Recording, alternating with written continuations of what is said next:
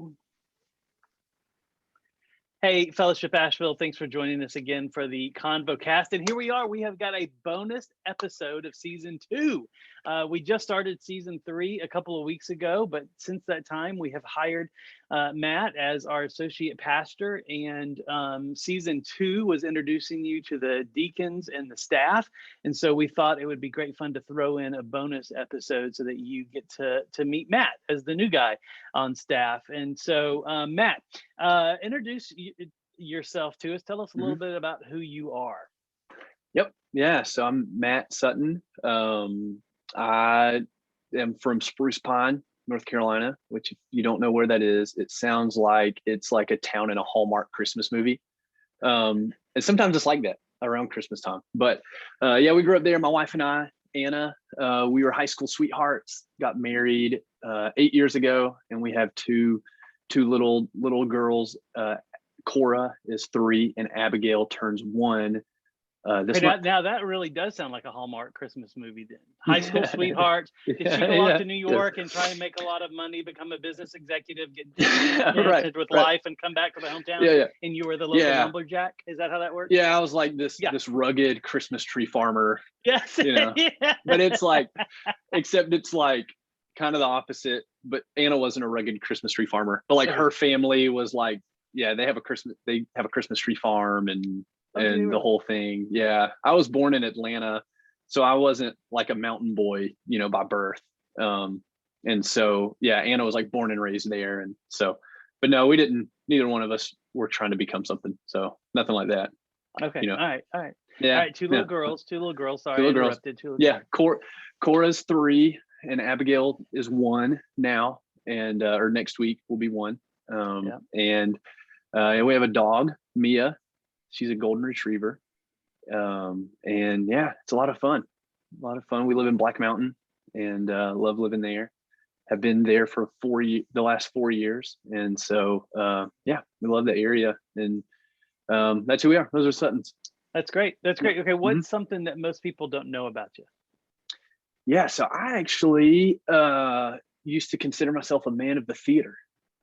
I was in theater. You were a thespian? I was a thespian. Yeah. So I was in theater all through middle school and high school. Like every class I could take with theater, I did all through high school and loved it. Really? And okay, give me some shows. What shows were you in? What roles did you play?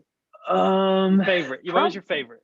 My favorite role was we did so I had 2 favorite roles. One of them, we kind of did a community theater role production I think it was sophomore year of high school, and it was a children's book, like a dramatized version of a children's book. I don't even remember the name of the book, but one of my friends and I were these like a brother and sister mouse, and we just like went through and were very mischievous throughout the whole play, and a lot of fun. I just remember that.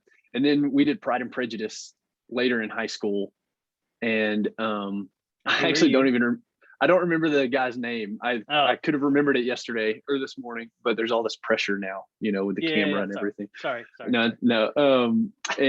But I was the guy, if you're familiar with Pride and Prejudice, if you're not, spoiler alert, but I was the soldier who kind of was trying to get with one sister, but ends up with the younger sister. Oh, yeah. That guy. I don't remember his name. I was that guy. I know that was that was fun because I love that like time period, and like all the pomp and costume was fun. So yeah. Okay. Yeah. That's was that in Atlanta, or when did y'all move to Spruce Pine? Yeah, we moved there when I was 10. Okay. Yeah. Okay. So my dad was has been a pastor, still is a pastor, and so we came up. He pastored a church there for about a decade, and so we God moved us up there, and so I went there all through middle school and high school in Spruce Pine. Okay. Yep. Okay. So how did you come to know Jesus? That's a question I've always loved asking our deacons, elders, and staff. So what's your story? Yeah, I was a kid. I remember Dr. John Hull came to preach. He was one of my dad's mentors. He came to do a revival at the church my dad pastored in Glenville, Georgia. And I can remember him preaching Matthew 11, where Jesus said, "Come to me, you who are weary and burdened, and I will give you rest." And I remember him talking about needing rest from sin and entering into the rest of Jesus. And even I don't remember if I was, 7 or 8 years old, but I remember thinking like, I need that rest from sin, which is great because, thinking of being as an 7 or 8 and yeah. right. Yeah.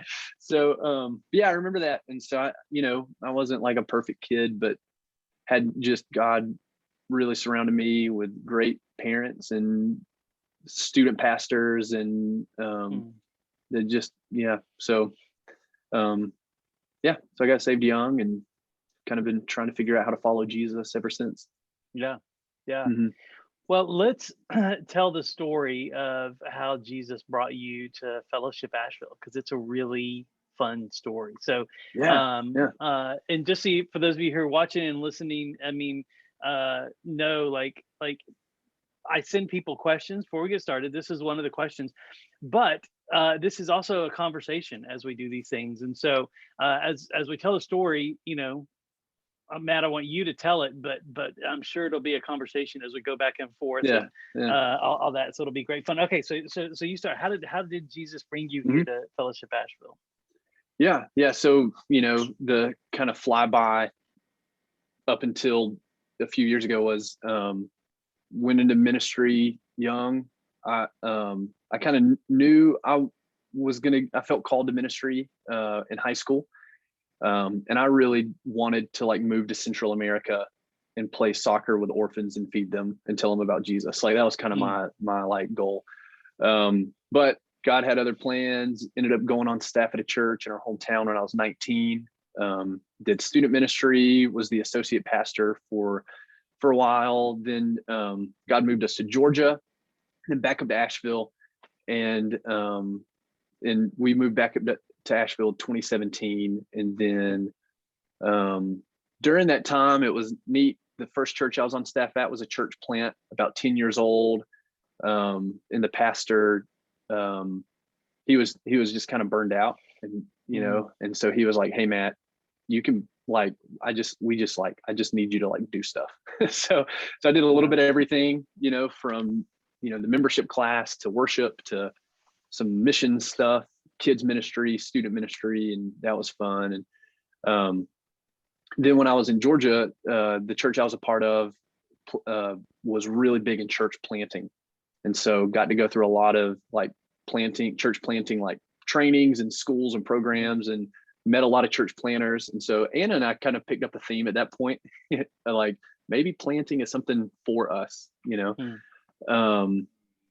had been praying through that for a while. Then when we came back up, to Asheville, that was still in the back of our minds. So early 2019, we thought maybe God was stirring that in us to plant a church or begin the process to plant.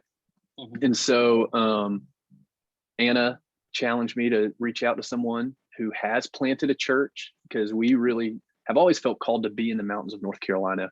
And so she challenged me to reach out to someone who had planted in the mountains and had not died doing it, and so or been kicked out.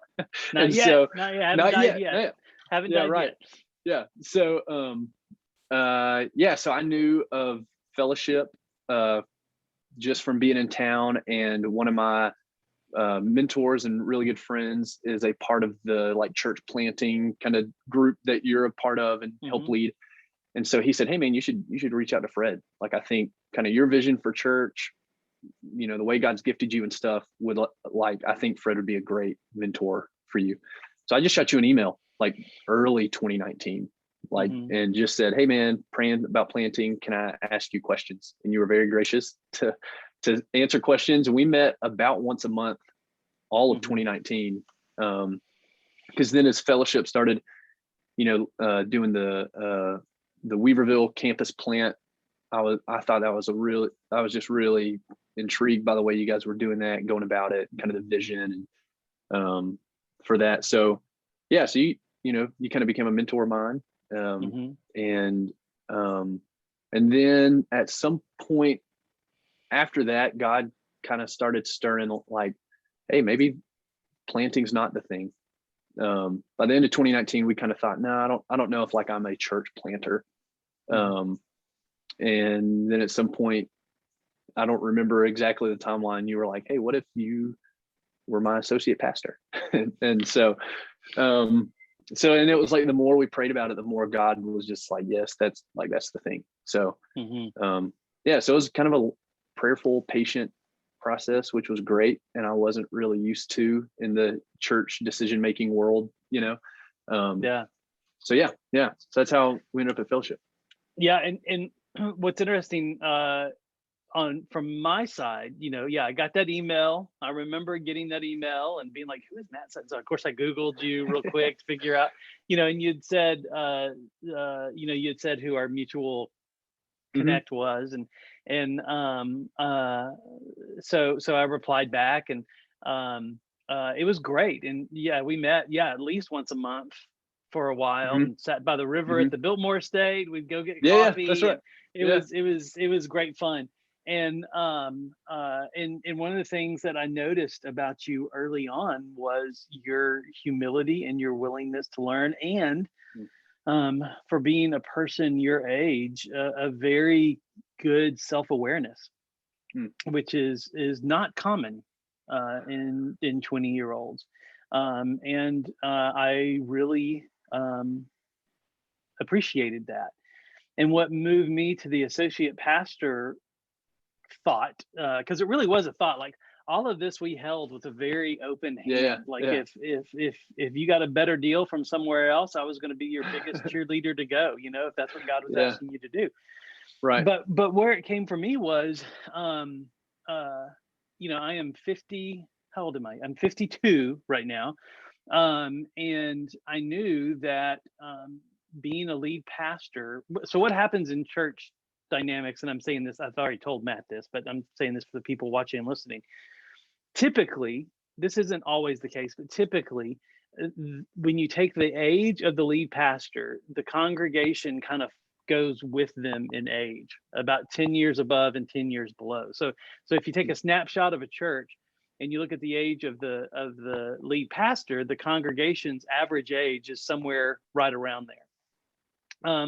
And so I knew I wanted to lead the church for a while, but I wanted someone else to be able to kind of pass the baton to. And two, I wanted our church to hear stories from a preacher about dirty diapers and kids and little kids and all that stuff, because my kids are grown, and it's a different season of life. And I was actually talking to someone after you preached on Father's Day, Matt. I don't even know if I told you this or not, but you had shared a story either about Cora or Abigail. I forget what the story was, but they were like, it was so good to hear a story about a little kid, because they had little kids, and they were like, we just connected with him so much, because we're like, yes, that's our life. That happened this morning. And I just don't tell those stories anymore, and so what I saw in you early on is, I'm like, yeah, this could be a guy that would be great to pass the baton on to, because we saw ministry in very similar ways, which I think is important in thinking about who the next person is, and all that. And even that we hold with an open hand. God may still call you to something else, but I hope not. But that's where it all came from. And so if you're listening to this or watching this and you're like, when's Fred leaving? One, I don't know. I have no idea. And even then, my goal isn't to leave. My goal is to, I'll tell you this, if I'm 60 years old and in the lead pastoral role, I think something's wrong with me is the issue. So by the time I'm 60, so in the next 8 years, I for sure want somebody else to be the lead pastor. And I still want to be here and be a teaching pastor, shepherding pastor, something like that. But to have that role of leadership passed on to someone else, I think would be really key for the church's continual health to do that. So that kind of puts all that in context. So when we started having that conversation, another thing that I saw in you, Matt, was just this prayerful asking of Jesus, is this something that you want, and that you want for you? Is this something that Jesus wants for you and Anna? And it seemed, as best as we could tell, Jesus kept coming back and saying yes, which was really good, because we certainly didn't have the money to hire you. That was in the height of COVID, and to the other factors that we had moved Fellowship Weaverville from a campus plant to an actual church plant. And so So whereas with a campus plant, we were one budget, one income line, multiple expense lines. But when that income shifted to Fellowship Weaverville, we took a hit financially. COVID happened, we took a hit financially. And so we were like, man, I'd love to see this happen, but God will have to bring more money in. And I remember telling you, I was like, okay, I need you to pray, and I need you to pray that more money comes in, and I'd love to see this much money come in every month. And like the next few months, that's exactly what happened. And I was like, Matt, keep praying. This is awesome. Yeah. You receive not because you ask not. That's right. Yeah. That's right. Yeah, That's right. right. That's right. And so, so it was great because, and then as we moved into this current budget season, which starts July 1st, we were able to, still requiring faith, be able to include an associate pastor, salary, expenses, just everything that it takes to hire someone in that budget. And God has continued to meet our needs. That's what's incredible. Yeah. Like in July, we were, had like I can't remember the number, but it's like $16,000 surplus. August was like a $6,000 surplus, and that's on top of what we projected. So it's just God's just continued to bless, and I pray that continues. But I'm thrilled that God led y'all here. Let me ask you this. How's this transition been for your family? Like to go from one church environment to another church environment. What's that's been like for you personally and for your family? Yeah, we spent the last 6 years before coming on staff here in like a very fast-paced like ministry environment. So a lot of events, heavy, Sunday morning production, and so it was very task oriented. And I was doing for 2 years I was doing student ministry. And then when we moved to Asheville, I was doing kids ministry, which are like, they're similar, like close in age, middle school and grade school, but the worlds are totally different in ministry. Yeah. Like student ministry is all relational. It's all like hangout time, playing game, stuff like that. And kids ministry was like the exact opposite. I mean, you were a kids pastor, so you get it. It was very administrative, very detailed, which if you guys listening or watching this, if you know any pastors, administrative details isn't really typically the strong suit of most pastors. Like we can do it, but it takes a lot of energy. Yeah. Like I'll get a bunch of people to show up to something and do something, but I will forget to put a sign up sheet. You know what I'm saying? Whatever. And so I learned a lot.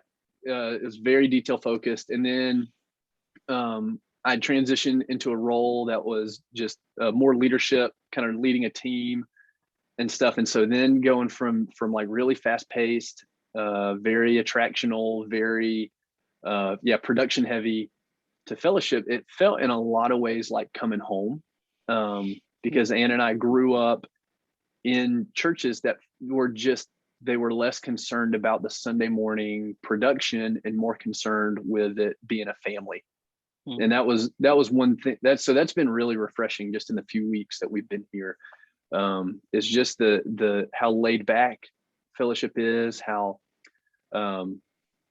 even like coming in the last few weeks of the rest series, it was like it was good for our souls to hear that and process through that. And so it's been good. It's been, there's been a lot of change for our 3-year-old. She started preschool, which is fun. But yeah, changing church, the pastor's kid, you don't miss a lot of church. And so changing that weekly rhythm has been different for her, starting preschool, new friend groups, stuff like that. But overall for me, it's been great. It's been a lot of fun. I like new, if anybody is a Enneagrammy millennial like me, I'm a 7. So like, I kind of like the new and the unknown and kind of going into the adventure. And yeah, we've been excited, and we've known God's really been kind of, the way Anna put it was like loosening the soil around our roots in the ministry context we were in for a while. And so we were ready to get back to what, when we think of church and what that looks like and what church could be and should be. I think fellowship probably just fits a lot of what God's put on our hearts for that. And so it's been a good transition. That's cool. Yeah. That's cool. Yeah, Yeah. I remember your first week here. I mean, I remember it because it was like last week or the week before. Yeah. You know, you were like, so have I missed any meetings? You know, like it was this, you know, Yeah. we just have a very different pace here. Yes. We do have meetings and they're important, but we just don't have a whole lot of them, which is Yeah. nice. Yeah. So describe to people what your role here is at Fellowship. Yeah. What does an associate pastor do? Yep. So the funnest way to describe being an associate pastor is like, so like the professional clean cut version of saying an associate pastor is I'm an extension of the lead pastor. And so whatever he needs me to do, I do. But what that means is like whatever Fred just kind of doesn't want to do, I do. Well, not just want, not doesn't want to have do, but the ability. Nobody wants to see me lead worship. Yeah. Totally. Let's totally. Just put that out there. Yeah. Right. So what Fred does not feel like he has the capacity to take on right now. Yeah. Or the gifting. Yeah. So, so the categories for that, the main one is worship. And so I will be, and I'm trying to, just kind of figure out all the nuances and, when you walk into any, family, organization, friend group, anything with, there are all kinds of different nuances and relationships and a history. And so I'm trying to learn all of that in the worship ministry right now. I'm not like a super gifted musician or anything. But I do enjoy worship. I've done it in the past, like led worship. And so I'm excited to get my hands in that a little more. And I'm starting to kind of ease into that.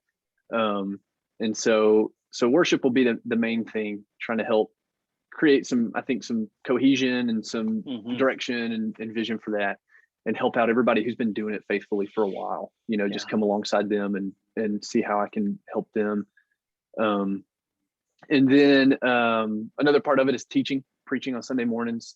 I'll be doing a little bit of that, which I'm excited to do. And then I'm going to be, I talked with Andrew last week. And so I'm going to be doing some stuff with fellowship students, which I'm excited about. And those are kind of the main things. Yeah. Right. And then, there's the asterisk of being on staff at a church where it's like, whatever else we got to do, we just got to. Yeah. We have that in all of our job descriptions, 10% other. Yeah. Right. Other. Yeah. And well, okay. So in all that, cause that's still a full plate of work. What brings you your greatest joy in ministry? Like what makes you light up? Yeah, I love, I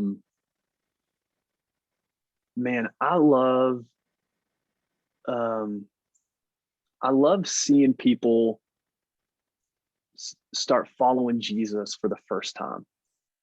Like when people, on Sundays, I've heard you say like,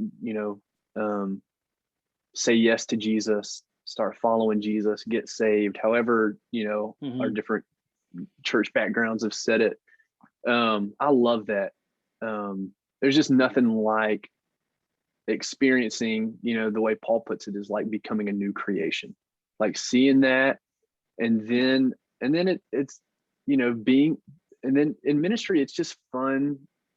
When you're with people and there's always kind of that, not barrier, but kind of that recognition of like, okay, like this is my job. Like I'm a pastor, I'm supposed to kind of have it all together. And if we're honest, like most of us roll into Sunday mornings, like, and that's the first time.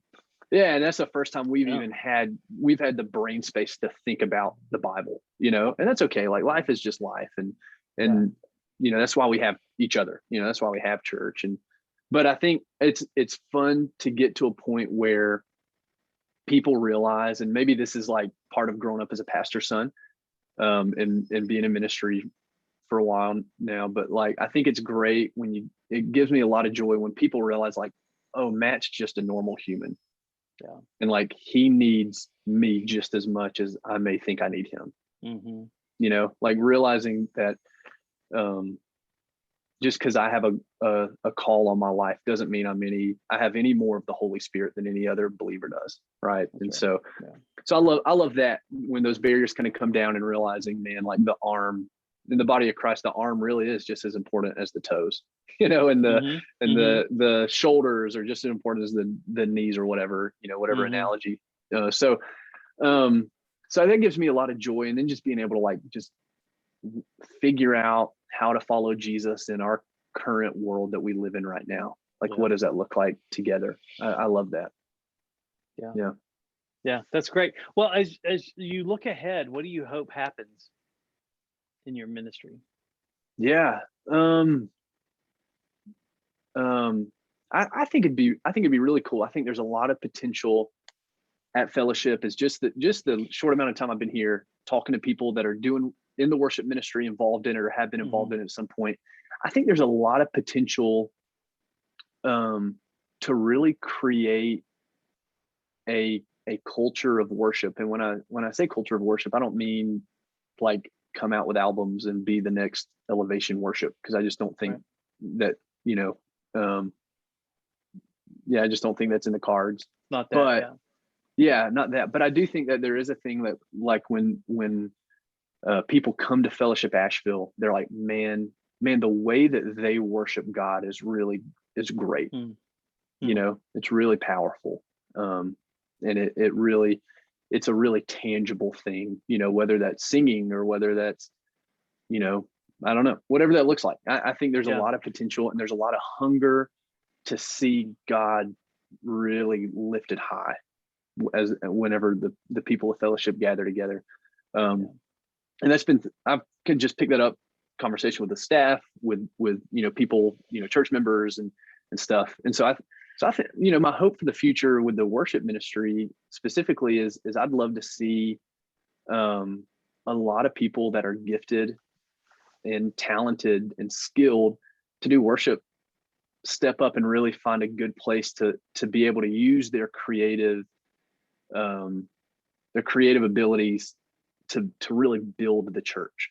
Not just do worship, but do it to, I think for me, a filter for all ministry that I do is Ephesians 4, where it talks about, God equipped the saints, the evangelists, teachers, the pastors, overseers, whatever, to equip the saints to do the work of ministry.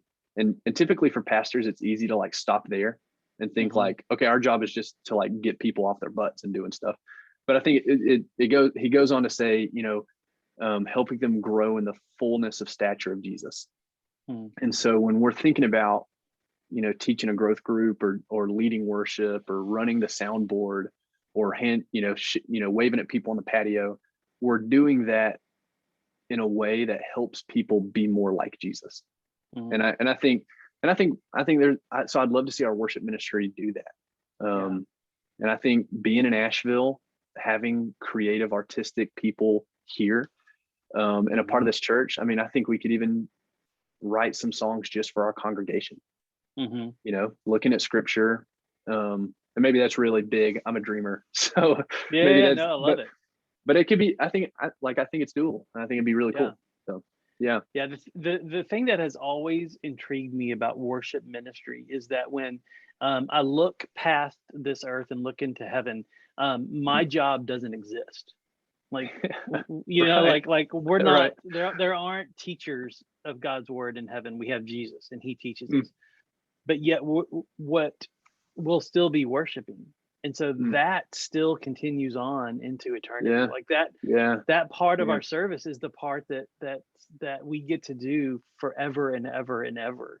And so, that idea of worship, what we do here, we're really learning how to do it better there too. And how to see Jesus clearly here. I believe helps us worship him there one day. And so it's one of those things that I get a little bit, I don't know if jealous is the right word, maybe excited, that when we worship, it's like, this is heaven. This is a piece of heaven on earth, because we're going to be doing this again.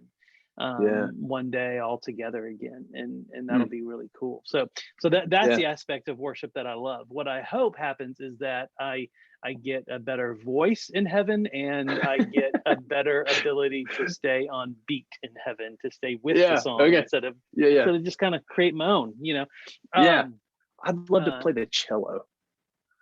Wouldn't that be cool in heaven? Okay. Here's the deal. I played the cello in 5th grade.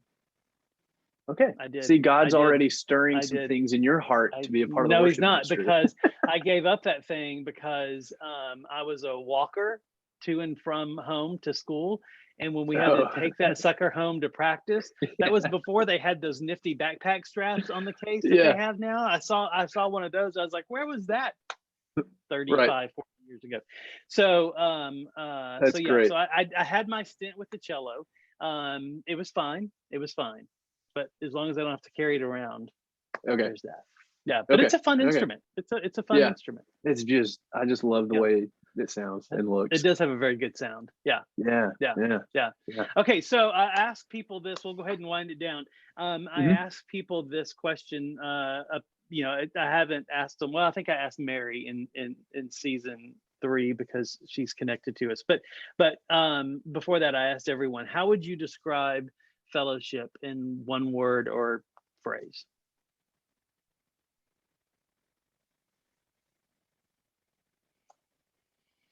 Yeah, I think I would describe it as a place for anybody. That's good. I like that because you've gotten to be one of those anybody's. Yeah. That's fun. Yeah, that's fun. Well, if people want to follow up with you to help out with worship or any of the other things that God is leading you to do here, how would be the best way for them to do that? Yeah, they should just randomly walk up to me on a Sunday morning and start singing. That would be fun. Perfect. Yeah. That would be fun. Maybe we'll do like an open mic one Sunday morning and just maybe a Friday night. Okay. Right. No, I think good idea. I like where it's going. But that was different. That was like one of those jokes. That was like an 85% joke. 80, but there's still a chance, is what I heard. Right. Yeah. So you're telling me there's a chance. You're telling me there's a chance.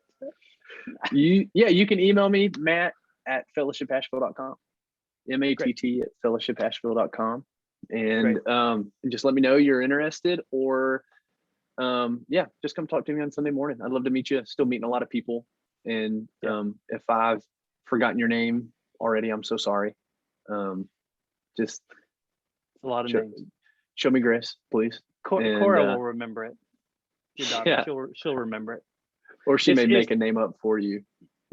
One of the other things too that I loved about getting to know you is to hear how you talked about your wife, because I liked Anna so much more after talking to you. Like, I'd never met her, but every time we talked, I was like, man, she is a great woman. Like, I can't wait to meet her. I can't wait to meet her. And so Anna is great, but then your daughter Cora is hilarious. Man. She's out of control. I have never met a 3-year-old like her in my life, and I love talking to her and being around her. She is a lot of fun. And then Abigail, we're still getting to know. Cora's like, she's going to be a world changer one way or the other. And I'm praying for a deep love of Jesus in her heart, young and forever. So I fully believe she will. Well, Matt, thanks for this. Thanks for introducing yourself to the church. Thanks. I think it'll be great fun for people to watch and listen to this.